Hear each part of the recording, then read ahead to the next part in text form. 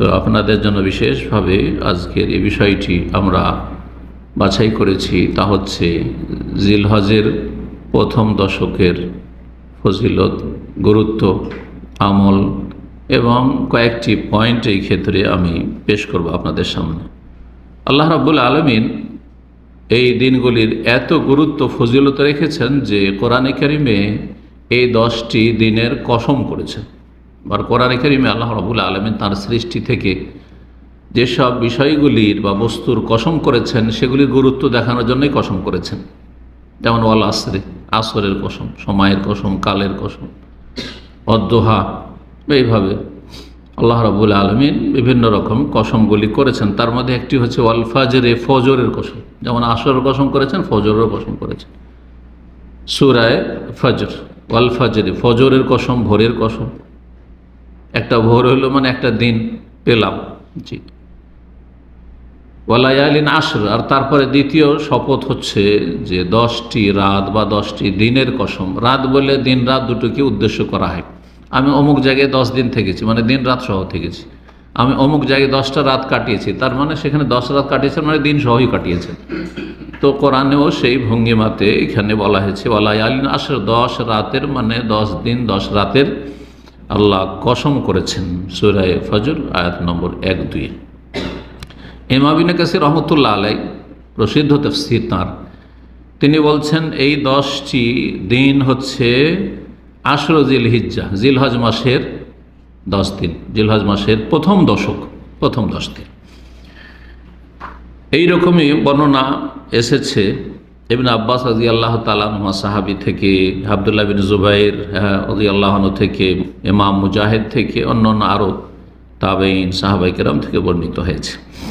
এই জন্য একজন মুসলিমের জীবনে বড় একটি সুযোগ, সুবর্ণ সুযোগ, যে এই রকমের ফজিলতপূর্ণ মহত্বপূর্ণ সময় আল্লাহ রাব্বুল আলামিন আমাদেরকে দিয়েছেন।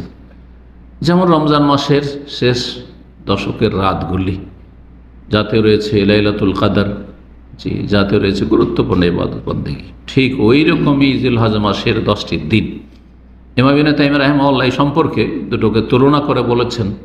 কারণ কেউ বলেছে যে রমজানের শেষ 10টি দিন বা রাত উত্তম বেশি, আর কেউ বলেছে জিলহজ মাসের এই 10টি দিন বেশি উত্তম। দুটোর সমন্বয় করে তিনি বলেছেন, দুটো মত হয়ে গেল। তাহলে তিনি মাঝামাঝি বলেছেন যে রাত কেন্দ্রিক রমজান মাসের শেষ 10টি রাত বেশি ফজিলতপূর্ণ, উত্তম। আর দিনকে কেন্দ্র করলে এই জিলহজ মাসের 10টি দিন রমজান মাসের শেষ 10টি দিনের চাইতে উত্তম। কারণ রমজান মাসে যে ইবাদত বন্দেগী গুরুত্বপূর্ণ রয়েছে সেটার সম্পর্ক রাতের সাথে, কদর, লাইলাতুল কদর রাতে।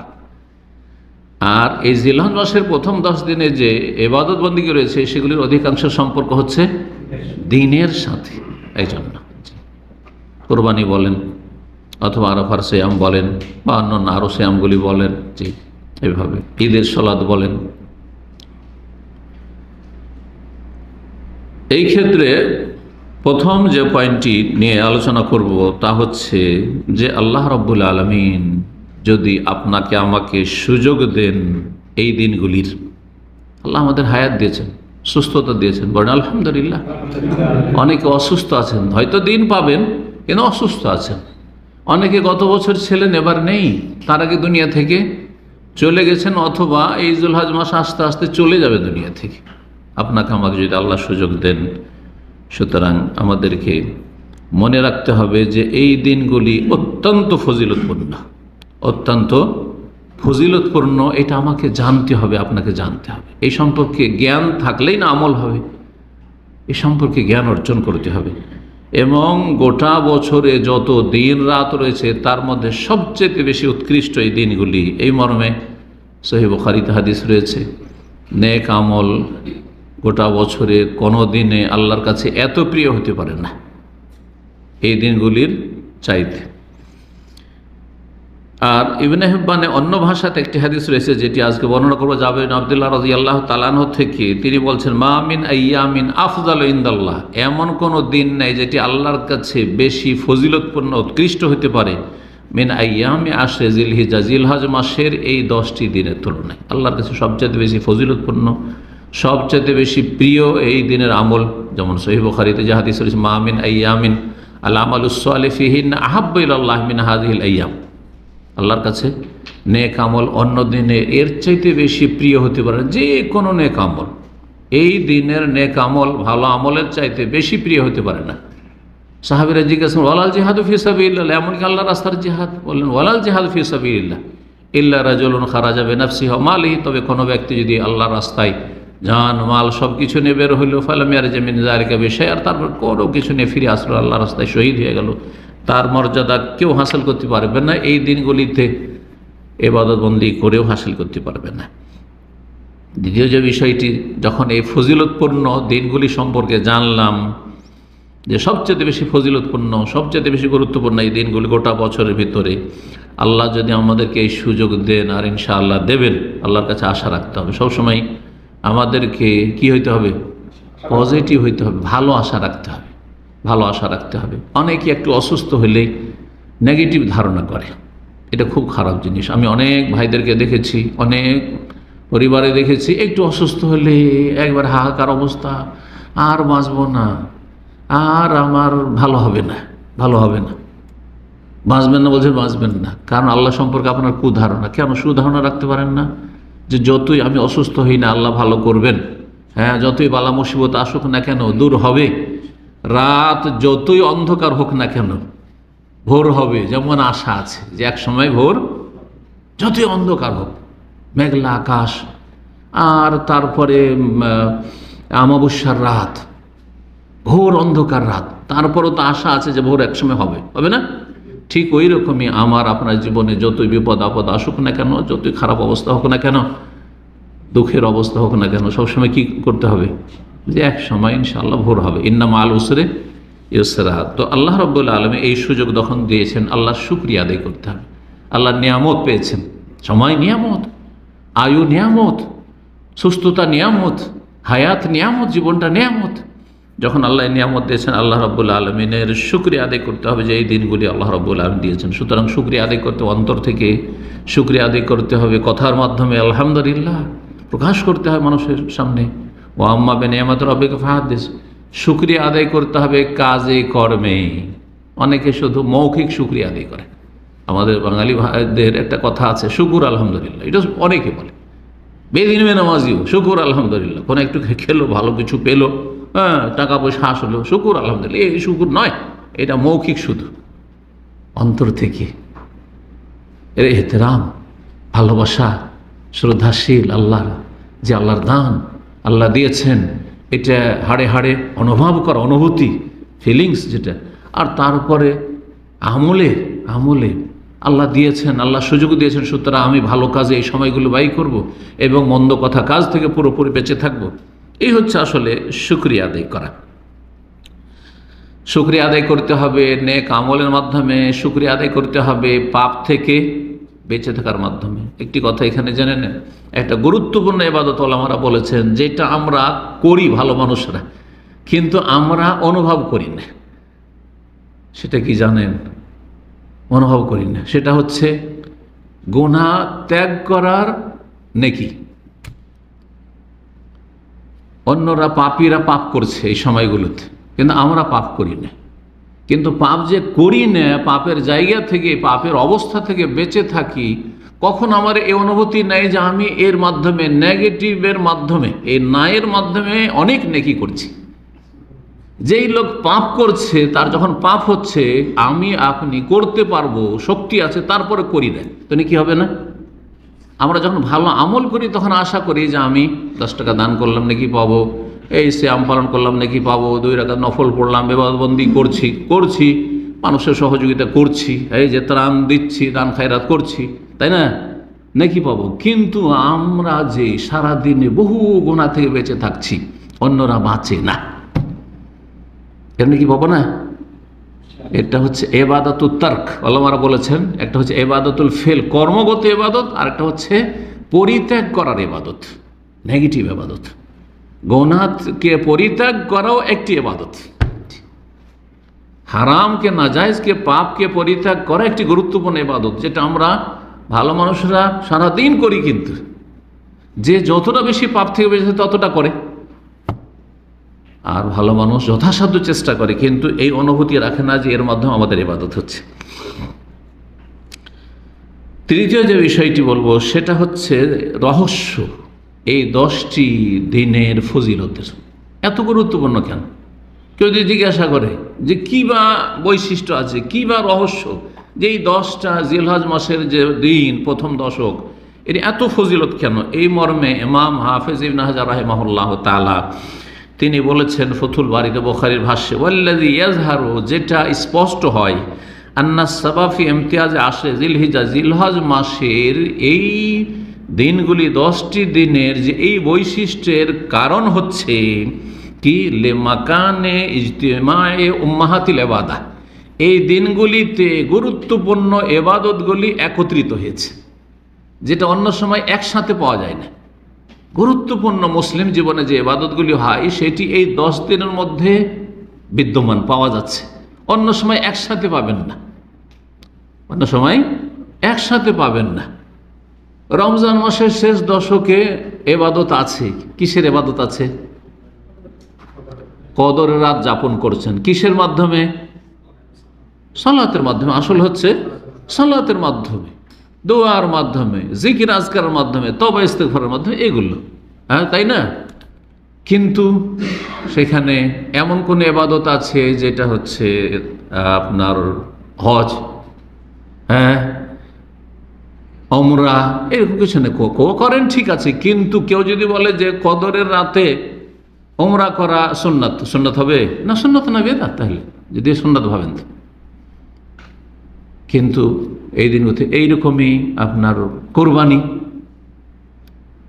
রমজান মাসে কোরবানি আছে নেই, কিন্তু জিলহজ মাসে কোরবানি আছে। রমজান মাসে আরাফার দিনের মতো ফজিলতের দিন আছে, আরাফায় অবস্থান আছে নেই, হাজিদের আমলগুলি আছে নেই। তাই বলছেন যে এই দিনগুলিতে যেহেতু লিমাকানে ইজতিমা উম্মাহাতিল ইবাদাতে ফি, অধিকাংশ ইবাদতগুলি, গুরুত্বপূর্ণ ইবাদতগুলি একত্রিত হয়েছে, সেটা হচ্ছে সালাত, সালাতুল ঈদ, ঈদের সালাত, জি হ্যাঁ, আর কি সিয়াম, রোজা, বিশেষ করে আরাফার, আর যদি আরাফা পর্যন্ত 1 তারিখ থেকে 9 তারিখ পর্যন্ত রাখে তো আরও ভালো, জি হ্যাঁ, সাদাকা, দান, খায়রাত। আর একটি গুরুত্বপূর্ণ সাদাকা হচ্ছে যেটি সুন্নাতে মুআক্কাদানে ওয়াজিব, সেটা হচ্ছে কোরবানি, জি, কোরবানি। তারপরে হজ, একটি ইসলামের 5টি যে ফরজ রকন তার অন্যতম, জি, এগুলি অন্য সময়ে পাওয়া যায় না। 4 নম্বর যে বিষয়টি সেটা হচ্ছে যে এই জিলহজ মাসের প্রথম দশক সেই সব মাসের অন্তর্ভুক্ত যে সব মাসকে আল্লাহ রাব্বুল আলামিন হারাম মাস বা সম্মানিত মাস বলে আখ্যায়িত করেছেন। হারাম আশহুরুল হুরুম, হারাম মাস বা সম্মানিত মাস কয়টি? 4টি। কি কি? 3টি পাশাপাশি আছে।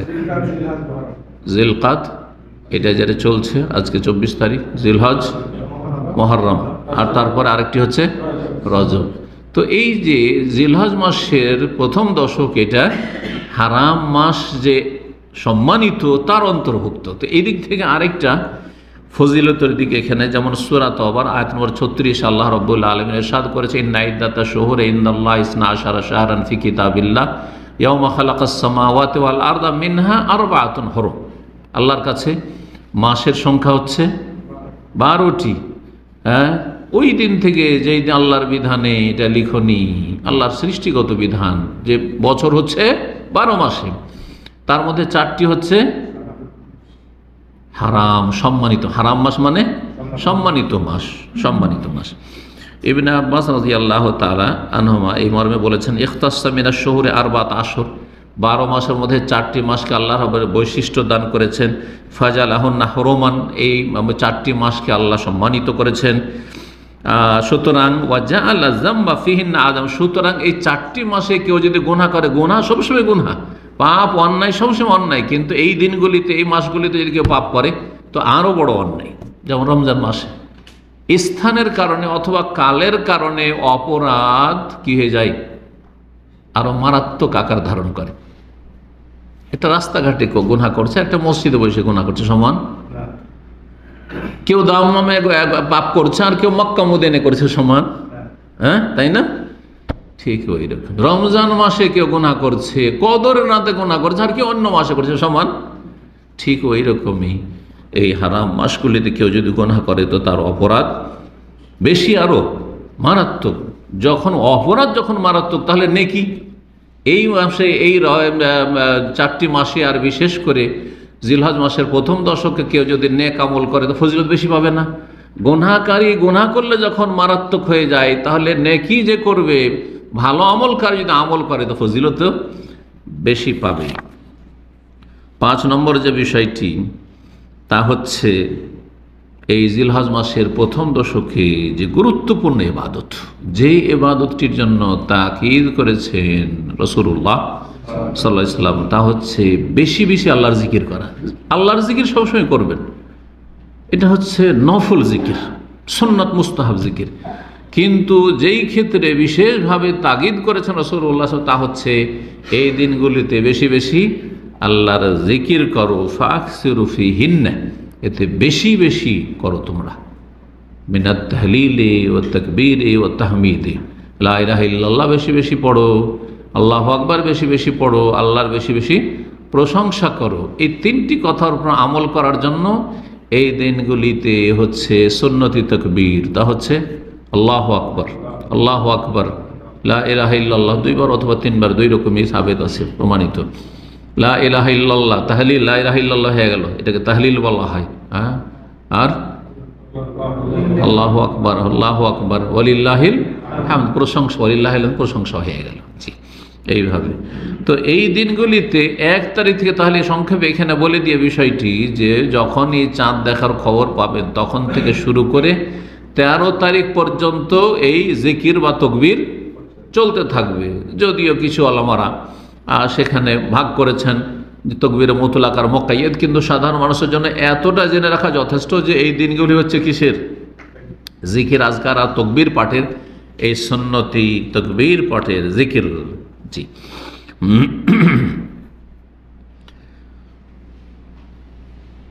আর এই নির্দেশটি কোরআনে কারীমের আয়াত দ্বারা প্রমাণিত। সূরা হজের 8 নম্বর 28 আল্লাহ বলছেন এই দিনগুলি সম্পর্কে, ওয়াজকুরু ইসমাল্লাহি ফি আইয়ামি মালুমাত, তারা আল্লাহর নাম যেন স্মরণ করে, ফি আইয়ামি মালুমাত, জানাশোনা দিনগুলিতে। জানাশোনা দিনগুলিতে, জানাশোনা দিনগুলির তাফসীর করছেন ইবনে আব্বাস রাদিয়াল্লাহু তাআলা সাহাবী। আল আশর মানে জিলহজ মাসের 10 দিন, জিলহজ মাসের 10 দিনে যেন তারা আল্লাহর জিকির আজকার করে। এই আয়াতের তাফসীর করতে গিয়ে রাসূলুল্লাহ সাল্লাল্লাহু আলাইহি ওয়াসাল্লাম বলেছেন, তোমরা বেশি বেশি এই দিনগুলিতে কি করো? জিকির আজকার করো। জি হ্যাঁ, এই মর্মে হাদিস যে রয়েছে মুসনাদ আহমদে 5189, তাতে বলছে, মা মিন আইয়ামিন আযামু ইনদাল্লাহ, এমন কোনো দিন নাই যে দিন আল্লাহর কাছে অতি মহান হতে পারে, ওয়ালা আহাব্বা ইলাইহিল আমালু ফিহিন্না, আর এর চাইতে বেশি প্রিয় আমল কখনো না হইতে পারে, মিন হাযিল আইয়ামিল আশর, এই 10 দিনের তুলনায়। ফাকসিরু ফিহিন্না মিনাত তাহলিল ওয়াত তাকবীর ওয়াত তাহমিদ, যেমন হাদিস বললাম, হাদিসটি হাসান। গুরুত্বপূর্ণ একটি জিকির, এটাকে অনেকে জিকির মনে করেন না, সেটা হচ্ছে তেলাওয়াতুল কোরআন। জিকির মানে কি? এটাকে জিকির সম্পর্কে আলোচনা করতে গিয়ে বিস্তারিত রমজান মাসে আলোচনা করেছে। জিকির মানে কয়েকটি অর্থ হয়। জিকির মানে স্মরণ করা, তাই না? জিকির মানে আলোচনা করা, জি। জিকির মানে উপদেশ, ঠিক না? কোরআনে কারীম সর্বোত্তম জিকির, কারণ কোরআনে কারীমের চাইতে উত্তম উপদেশ আর কিছু হতে পারে না। কারণ আল্লাহ স্বয়ং বাণী, স্বয়ং আল্লাহ কথা বলছেন। এই কথাগুলি কোরআনে কারীম কালামুল্লাহ, আল্লাহ বলেছেন, কালাম আল্লাহর কালাম। সুতরাং কোরআনে কারীম বেশি বেশি তেলাওয়াত করবেন, কোরআনে কারীম বেশি বেশি তেলাওয়াত করবেন, বিশেষ করে হাফেজ আলেমরা আরও বেশি। আর যারা পড়তে পারেন তারা তেলাওয়াত করবেন, যারা কোরআন পড়তে পারেন না, দুঃখের বিষয় আমাদের বাংলা ভাষাভাষী, তারা কোরআনটা শিখার চেষ্টা করবেন। আল্লাহ তৌফিক দান করুন।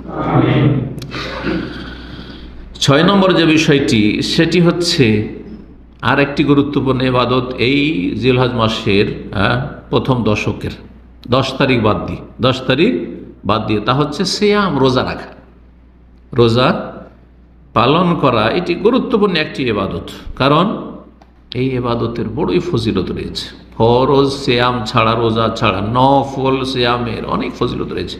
মান সামা ইয়াওমান ফি সাবিলিল্লাহ, নবী সাল্লাল্লাহু আলাইহি ওয়াসাল্লাম বলেছেন, কেউ যদি আল্লাহর রাস্তায়, আল্লাহ সন্তুষ্ট যে একটি রোজা রাখে, বাদ আল্লাহ ওয়াজহু আনিন নারি সাবঈনা খারিফান, আল্লাহ তাকে, তার চেহারাকে, মুখমণ্ডলকে জাহান্নামের আগুন থেকে 70 বছরের দূরত্বে রাখবে। 70 বছরের দূরত্বে রাখবে যে কোনো সময় একটি যদি রোজা রাখে, আর সেটা যদি ফজিলতের সময় এই দিনগুলিতে হয়। আর তারপরে এই মর্মে বিশেষভাবে যে হাদিস রয়েছে, 9 দিনের প্রথম রোজার কথা বলি, এই মর্মে নবী সাল্লাল্লাহু আলাইহি ওয়াসাল্লামের কোনো এক সহধর্মিণী বর্ণনা করেছেন যে কানান নবী ইয়াসুমুত্তি সাজিল হিজ্জা, নবী সাল্লাল্লাহু আলাইহি ওয়াসাল্লাম জিলহজ মাসের 9 দিন রোজা রাখতেন। 30 আসছে, তাসে আসলে নবম হইতো, শুধু আরাফার দিন হইতো, কিন্তু 30 মানে 9। এজন্য ওলামারা বলেছেন যে এখানে এই হাদিসের অর্থ এটাও হইতে পারে যে 1 তারিখ থেকে 9 তারিখ পর্যন্ত নবী সাল্লাল্লাহু আলাইহি ওয়াসাল্লাম সিয়াম পালন করেছেন। মুসনাদ আহমদ, আবু দাউদ, নাসাইতে হাদিস রয়েছে। হাদিসটিকে আল্লামা আলবানী সহি বলেছেন। কেউ যদি 9টি না পারে, মাসে 3টির উপর আমল করুক, 3টা এই সময়টা রেখে নেন, কারণ এই আমি তাশরিকে 13 তারিখে তো রাখতে পারছেন না, 14-15 রাখতে পারবেন, তো এই সময় রেখেন। আর ওই দিনগুলির চাইতে এই দিনের ফজিলত বেশি। তারপরে তাও যদি সম্ভব না হয়, তো যেন একটি সিয়াম, একটি রোজা আপনার হাত ছাড়া না হয়, সেটা হচ্ছে সিয়াম ইয়াউমে আরাফা। সহিহ মুসলিমে এই মর্মে হাদিস রয়েছে, নবী সাল্লাল্লাহু আলাইহি ওয়াসাল্লামকে জিজ্ঞাসা করা হয়, সুয়েলা আন সিয়াম ইয়াউমে আরাফা, আরাফার সিয়াম সম্পর্কে জিজ্ঞাসা করা হয়।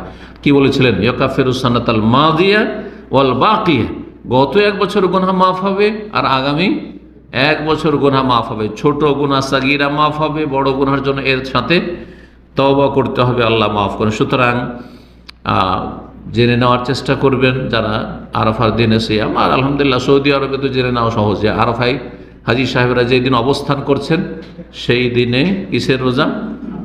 আরাফার রোজা, 9 তারিখের রোজা। সেটা এবার সম্ভাবনা ক্যালেন্ডার হিসাবে জুমাবারে আছে, কিন্তু যা আমি দেখলাম বড় একজন আলিম হায়াতুল কিবার আলামার, তিনি লিখেছেন যে এই বছরে একদিন পিছিয়ে, মানে গত মাসে চাঁদ ক্যালেন্ডারে ছিল 29, কিন্তু 29 তারিখের পরে চাঁদ দেখা যায়নি, মানে 30 পুরা হয়েছে। সওয়াল যদি 30 পুরা হয়ে থাকে তাহলে একদিন পিছিয়ে গেছে, এই জন্য ক্যালেন্ডার একদিন পিছিয়ে চলছে। এই তথ্যটি যেহেতু জানতে পেরেছি সৌদি আরবের বড় আলেমদের পক্ষ থেকে, সুতরাং সেটা আপনাদের জানিয়ে দিলাম। সুতরাং এ ব্যাপারে খেয়াল রাখতে হবে। আর যখন চাঁদ উঠবে জিলহজে, তখন আশা করি সব ঘোষণাও হবে, কারণ হজের এর সাথে হজের সম্পর্ক রয়েছে, আরাফার সম্পর্ক রয়েছে, কোরবানির সম্পর্ক রয়েছে। সুতরাং জানতে পারবেন। ওই হিসাবে হয় শুক্রবার, না হয় শনিবারে ইনশাআল্লাহ তাআলা আরাফার দিন হবে, রোজা রাখার চেষ্টা করবে। আল্লাহ তৌফিক দান করুন। ইমাম নববী রাহমাতুল্লাহ আলাইহি তিনি বলছেন এই রোজা সম্পর্কে, এই 10 দিনের, 9 দিনের, 10 দিনের মধ্যে একদিন বা 10 তারিখ, কারণ ঈদের দিনে রোজা রাখা নিষেধ, জায়েজ নয়। এই 9টি সিয়াম সম্পর্কে বলছেন যে ইন্নাহু মুস্তাহাব্বুন ইস্তিহবাবান শাদীদান, এটা বড়ই গুরুত্বপূর্ণ মুস্তাহাব, মানে গুরুত্বপূর্ণ সুন্নাত। জি হ্যাঁ, সুতরাং এই দিনগুলিতে রোজা রাখার জন্য আমরা চেষ্টা করি, আল্লাহ তৌফিক দান করুন। 7 নম্বর যে বিষয়টি, সেটা হচ্ছে সালাফে সালেহিনগণ, অর্থাৎ সাহাবায়ে কেরাম, তাবেঈন, তাবা তাবেঈন, রাসূলুল্লাহর পরে আমাদের আদর্শ, তারা কিভাবে আমলটা করেছেন এটা দেখার বিষয় রয়েছে। এই দিনগুলিকে অত্যন্ত গুরুত্বপূর্ণ মনে করতেন এবং বড়ই তাজিম, শ্রদ্ধার নজরে দেখতেন। এই দিনগুলির বড়ই গুরুত্ব দিতেন আমলের ক্ষেত্রে। এই ক্ষেত্রে ইমাম আবু উসমান নাহদি রাহিমাহুল্লাহ বলছেন, কানু ইউআজ্জিমুনা সালাসা আশরাত, সালাফে সালেহিন, সাহাবা ইকরাম, তাবেঈন, তাবা তাবেঈন, স্বর্ণযুগে তারা 3টি দশককে তারা বড়ই তাজিম করতেন, বড়ই এহতেরাম করতেন, বড়ই বেশি গুরুত্ব দিতেন। এক হচ্ছে আল আশুল আউয়াল মিন মুহররম, মুহররমের প্রথম 10 দিন, আর দ্বিতীয় আল আশুল আউয়াল মিন জিলহজ, জিলহজ মাসের প্রথম 10 দিন, আর 3 নম্বর হচ্ছে ওয়ালা আশুল আখির রমজান, রমজান মাসের শেষ দশক, শেষ 10 দিন। মুহররমের প্রথম 10, আর জিলহজের প্রথম 10, আর রমজানের শেষ 10। এই 3টিকে সাহাবায়ে কেরাম, তাবেঈন, তাবা তাবেঈন বড় গুরুত্ব দিতেন নেক আমল, নফল, সুন্নত, ইবাদত বন্দেগীর ক্ষেত্রে।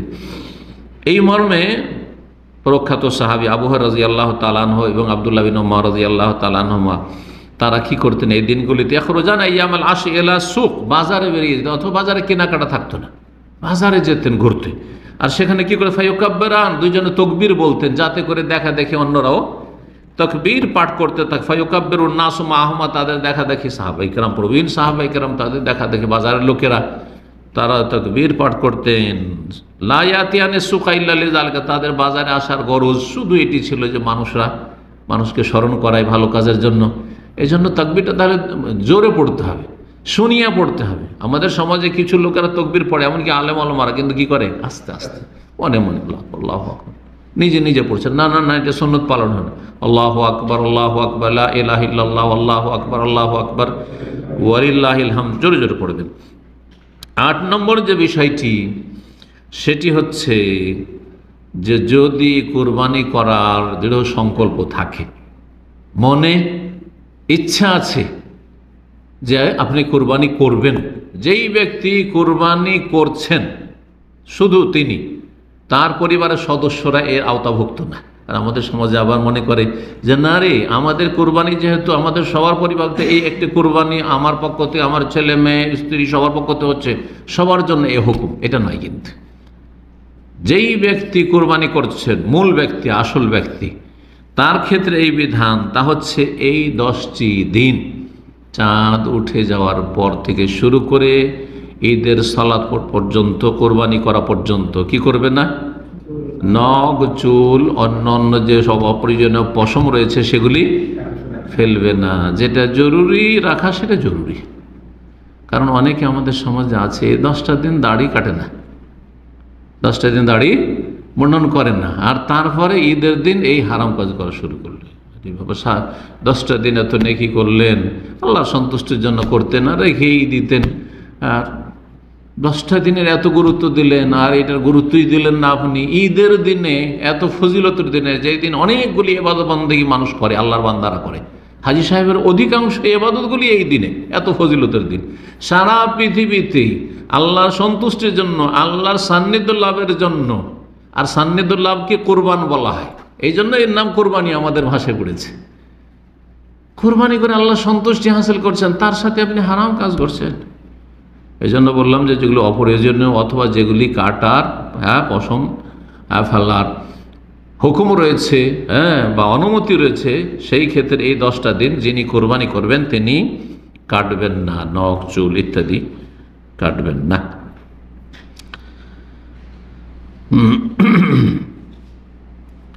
তো এই বিষয়টি বলছিলাম, এটা হচ্ছে একটি বিষয়। আর সে এই মর্মে নবী করিম সাল্লাল্লাহু আলাইহি ওয়াসাল্লামের যে হাদিস রয়েছে তা সহিহ মুসলিমে রয়েছে। উম্মে সালামা রাদিয়াল্লাহু তাআলা আনহা থেকে তিনি বলছেন যে কালান নবী সাল্লাল্লাহু আলাইহি ওয়াসাল্লাম, নবী সাল্লাল্লাহু আলাইহি ওয়াসাল্লাম বলেছেন, এজা দাখালাতিল আশর, যখন জিলহজ মাসের 10টি দিন শুরু হবে, ওয়া আরাদা আহাদুকুম আন ইউদাহিয়া, তোমাদের কেউ কুরবানি করতে ইচ্ছুক, তাহলে ফালা ইয়ামাসসা মিন শারিহি ওয়া বাশারিহি শাইআন, তাহলে নিজের শরীরের কোনো লোম, চুল অথবা শরীরের চামড়া, নখ, অন্য রিওয়ায়াতে রয়েছে মিন আজফারিহি, নখ যেন না কাটে। কিন্তু কেউ যদি কেটে নেয় তার কোরবানি হবে না? কোরবানি হবে, কিন্তু ওলামারা বলেছেন কোরবানি হবে, সেই ব্যক্তি নাজায়েজ কাজ করলো, গুনাহ হবে, সে তওবা করবে। আর কিছু কিছু ওলামারা তো বলেছেন যে না, কোনো অসুবিধা নেই এই ক্ষেত্রে। কিন্তু সঠিক হচ্ছে এটি মত যে গুনাহগার অবশ্যই হবে, তবে কোরবানি হয়ে যাবে ইনশাআল্লাহ তাআলা। জি, কোরবানির বিধান যে রয়েছে, এই কোরবানির বিধান এটিও এর সাথে জেনে নি। কি বললাম? কয় নম্বর পয়েন্ট বলছিলাম? 9 নম্বর বলছিলাম। জি, কোরবানির বিধান, কোরবানি ওয়াজিব না সুন্নাত? পুরো উম্মতে মুসলিম বলছে কোরবানির বিধান শরীয়তে আছে, কিন্তু ওলামাদের দ্বিমত হচ্ছে যে কোরবানি ওয়াজিব নাকি সুন্নাত। হানাফি মযহাবে কোরবানি করা ওয়াজিব, আর এই মতটি সালাফি ওলামাদের মধ্যে ইমাম আল্লামা ইবনে উসাইমিন রাহমাতুল্লাহ, সৌদি আরবের শাইখ বিন বাজের পরে রাহিমাহুল্লাহ জামিয়ান, বড় আলেম, তিনিও ওয়াজিব বলেছেন। কিন্তু বাকি সমস্ত অধিকাংশ ওলামায়ে কেরামগণ তারা বলছেন কোরবানি হচ্ছে সুন্নাতে মুআক্কাদা, কোরবানি সুন্নাতে মুআক্কাদা। সূরা কাউসার, ছোট্ট সূরা, তার দ্বিতীয় আয়াত আল্লাহ বলছে ফাসাল্লি লিরাব্বিকা ওয়ানহার, তোমরা রবের সন্তুষ্টির জন্য সালাত আদায় করো, ফরজ সালাত এবং ঈদের সালাত, এই তাফসীরও করা হয়েছে। ওয়ানহার, আর জবাই করো মানে কোরবানি জবাই করো, জবাই করো মানে কোরবানি জবাই করো। কোরবানির ক্ষেত্রে সর্বোত্তম কোরবানি হচ্ছে যত বড় হবে, অর্থাৎ উট, তারপরে নবী সাল্লাল্লাহু আলাইহি ওয়াসাল্লাম যেহেতু ওটের কোরবানি করেছেন, তারপরে হচ্ছে গোটা গরু, আর তারপরে হচ্ছে গোটা ভেড়া ভেড়ি, দুম্বা দুম্বি, খাসি বকরা বকরি। জি হ্যাঁ। আর তারপরে 4 নম্বরে হচ্ছে উটের ভাগ, 5 নম্বরে হচ্ছে গরুর ভাগ, আর তারপরে ছাগলে কোনো ভাগ নেই, ছাগলে কোনো ভাগ নেই। তবে হাদিস দ্বারা প্রমাণিত একটি ছাগল একজন এবং তার পরিবারের জন্য যথেষ্ট। ভাগের ক্ষেত্রে ইখতিলাফ রয়েছে, বড় ইখতিলাফ রয়েছে। সালাফি উলামাদেরও একদল বলছেন যে ভাগ যেহেতু ছাগলের বিকল্প, সুতরাং সেটা একজন এবং তার পরিবারের জন্য যথেষ্ট। আর কেউ কেউ বলেছেন না। 10 নম্বরে যে বিষয়টি বলে শেষ করব তা হচ্ছে যে আমাদের যাদের ছেলে মেয়েরা রয়েছে, অভিভাবক বাপ মায়ের দায়িত্ব হচ্ছে তাদের ভালো ইমানি ইসলামী তরবিয়ত করা, তাদেরকে ভালো প্রশিক্ষণ দেওয়া, তাদেরকে মুসলিম করে গড়ে তোলার জন্য যথাসাধ্য চেষ্টা করা। সুতরাং বিশেষ করে এই মোবারক ফজিলতপূর্ণ দিনগুলিতে ছেলে মেয়েদেরকে ভালো কাজের জন্য উৎসাহিত করবে। শুধু নিজেরাই ধরেন রোজা রাখলেন, নিজেরাই তকবীর পাঠ করছেন, জিকির আজকার করছেন, নিজেরা অনেক নেক আমল করছে, কোরআন তেলাওয়াত করছে, কিন্তু ছেলে মেয়েদেরকে উৎসাহিত করেন না বা ছেলে মেয়েদের সাথে সহযোগিতা করেন না, ছেলে মেয়েদেরকে নিয়ে একসাথে ইবাদত বন্দেগীর চেষ্টা করেন না, এমনটা যেন না হয়। সুতরাং প্রথম কথা, ছেলে মেয়েদেরকে এই 10টি দিনের ফজিলত সম্পর্কে অবগত করতে হবে, তাদেরকে সাথে নিয়ে মসজিদে যাওয়ার চেষ্টা করতে হবে, যাতে করে পিছিয়ে না থেকে যায়, ফজরে পিছিয়ে থেকে গেল, অথবা যাদের এখনও ফরজ হয়নি, হয়তো 7 বছর থেকে নিয়ে 14-15 ভিতরে আছে, তারা মাঝে মাঝে থেকে গেলে এমনটা না হয়, সাথে নিয়ে মসজিদে যাওয়ার চেষ্টা করবে। এই 10টা দিনে আরও বেশি ভালো তরবিয়তের চেষ্টা করবেন। আল্লাহ রাব্বুল আলামিন যেন তৌফিক দান করেন। অনেক ওলামায়ে কেরামগণ বলেছেন, আর এই মর্মে হাদিসও রয়েছে, যে বাপ মাকে কিয়ামতের দিনে ছেলে মেয়ে সম্পর্কে জিজ্ঞাসা করা হবে। যে হাদিসটি রয়েছে সেটা হচ্ছে আলা কুল্লুকুম রাইন ওয়া কুল্লুকুম মাসউলুন আন রাইয়াতি, তোমাদের প্রত্যেকে রাখাল বা দায়িত্বশীল, আর প্রত্যেকে তার রাখালি সম্পর্কে বা দায়িত্ব সম্পর্কে জিজ্ঞাসা করা। মাসউল, জিজ্ঞাসা করা কোথায়? হাসরের মাঠে, কিয়ামতের ময়দানে, যেখানে দাঁড়িপাল্লায় নেকি গুনাহ ওজন হবে, যেখানে জান্নাত জাহান্নামের চূড়ান্ত ফয়সালা হবে, সেখানে জিজ্ঞাসা করা হবে। ওলামারা বলছেন যে ওই ছেলেকে জিজ্ঞাসা করার আগে তার বাপ মাকে আগে জিজ্ঞাসা করা হবে যে তাদের তুমি ঈমান ইসলামী তরবিয়ত করেছিলে কিনা। কারণ ছেলে মেয়েকে যদি নামাজি বানাবার চেষ্টা না করে, ছেলে মেয়েদেরকে ইসলামের জ্ঞান না দেয়, ছেলে মেয়েদেরকে তৌহিদবাদী করেনি, শিরক বিদআত থেকে গেছে, ছেলে মেয়ে নাস্তিক হয়ে থেকে গেছে, তাহলে কি করে হিদায়াত হবে? ও রাস্তাই পায়নি। সুতরাং আগে জিজ্ঞাসা করা হয় বাপ মাকে ছেলে মেয়ে সম্পর্কে প্রত্যেককে, আর তারপরে তখন তাদেরকে জিজ্ঞাসা করে তোমরা এই অপরাধগুলি কেন করেছিলে। সুতরাং বাপ মাকে সজাগ হইতে হবে, আর ছেলে মেয়েদেরকে শিখানোর জন্য, তরবিয়ত দেওয়ার জন্য বাড়িতে তকবীর পাঠ করতে হবে, যাতে করে ছেলে মেয়েরা তকবীর পাঠ করে, জিকির আজকার করে। আর ছেলে মেয়েদের জন্য উত্তম আদর্শ হতে হবে বাপ মাকে। আর রোজা রাখবেন, নিজেরা যেমন রাখবেন, ছেলে মেয়েদেরকেও রোজা রাখাবেন, এবং সাথে নিয়ে ইফতার করবেন, সাথে নিয়ে খাওয়া দাওয়া করবেন। আজকাল পশ্চিমা সভ্যতা ব্যাপক হারে মুসলিমদেরকে গ্রাস করছে। দেখা যাচ্ছে যে পশ্চিমাদের তরিকা জানেন, একসাথে কেউ খাওয়া দাওয়া করে না, একসাথে কেউ খাওয়া দাওয়া করে, যে যখন আসলো খেয়ে দিয়ে চলে গেল। বাপ একাই খাচ্ছে, হয়তো সপ্তাহে একবারও ছেলে মেয়েদের সাথে বসে না, মা আলাদা, আমি পরে খাবো, খিদা লাগেনি এই বাহানাতে ডায়েট করছি, ফাইট করছি, তো ও খেলো না। আর তারপরে ছেলে মেয়েরা যে যখন আসলো খেলো, স্কুল মাদ্রাসা থেকে আসবে, চলে একটু অপেক্ষা করি, একসাথে নিয়ে বসে খাবো, এইরকমটা নেই পশ্চিমাদের মধ্যে, ইহুদি নাসারাদের মধ্যে। আর সেটাই শুরু করেছে পশ্চিমা মুসলিমদের ঘরেও হচ্ছে। আর এইটা যারা প্রাচ্যে বাস করে, পশ্চিমা নয়, তাদেরকেও গ্রাস করেছে। না, এটা ভালো নয়। নবী করিম সাল্লাল্লাহু আলাইহি ওয়াসাল্লাম কাছে অভিযোগ করলেন কোন সাহাবী যে, ইয়া রাসূলুল্লাহ, খায় কিন্তু ইন্না নাকুল ওয়া নাশবা, মনে তৃপ্তি হয় না, শান্তি পায় না খেয়ে দিয়ে, পেট ভরছে কিন্তু শান্তি পায় না। কেন মন ভরছে না? কেন? লাআল্লাকুম তাতাফাররাকুন ফি তাআম বা ফিল আকল, তোমরা খাওয়া দাওয়ার সময় হয়তো তোমরা বিক্ষিপ্ত হয়ে খাওয়া দাওয়া করো, একা একা এদিক সেদিক খাওয়া দাওয়া করছো। ইজতামিউ আলা তাআম, একসাথে খাওয়া দাওয়া করো, একসাথে তোমরা খাওয়া দাওয়া করো। তো ছেলে মেয়েদের এগুলি তরবিয়ত। একসাথে খাওয়া দাওয়া করলে হয় কি, যে কচি কাঁচা ছেলেমেয়েরা খাওয়া দাওয়া করছে, হয়তো ভুলভাল খাওয়া দাওয়া করছে, বাম হাতে পান করছে, আর তারপরে ছড়িয়ে ছিটিয়ে খানা পানি ফেলে দিচ্ছে। আপনি দেখলেন, সাথে সাথে সংশোধন করলেন, ভালো করে থালা মুছে খাচ্ছেন না, ইসলামিক আদবগুলি শিখালেন, বিসমিল্লাহ বলছে না, শয়তান তার সাথে খেলো, শয়তান শেয়ার করলো, এইসব থেকে বাঁচাতে পারবেন। প্রথম যখন সাথে নিয়ে বসলেন বিসমিল্লাহ, তাহলে ছেলেমেয়েরা বিসমিল্লাহ শিখলো। খাওয়া দাওয়ার পরে উঠে চলে যাচ্ছে বাচ্চা, বলছে আলহামদুলিল্লাহ আলহামদুলিল্লাহ পড়ো, তারপরে যে সুন্নতি দোয়াগুলি সেগুলি পড়ো। আল্লাহ রাব্বুল আমাদের সকলকে যেন তৌফিক দান করেন এবং এই মূল্যবান সময়গুলিকে আমাদেরকে ভালো কাজে লাগাবার জন্য তৌফিক দান করেন, হারাম নাজায়েজ থেকে বেঁচে থাকার তৌফিক দান করেন। আল্লাহ আমাদের গুনাহ খাতা যেন মাফ